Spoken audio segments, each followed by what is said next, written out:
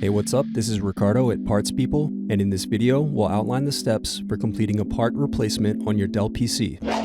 Visit our website and use this coupon for a 5% off discount.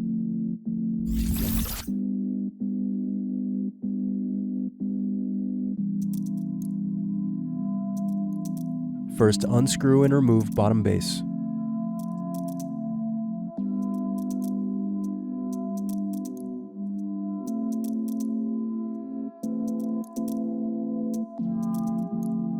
Now unscrew battery. Next, unscrew and remove battery. Now unscrew and remove bracket. Next, disconnect antenna cables and remove wireless card. Now disconnect circuit board cables.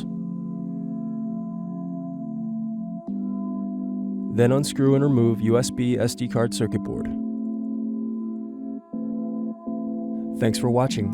Don't forget to like and subscribe if you enjoyed this video. And if you need more, check out this playlist to watch other tutorials for your laptop.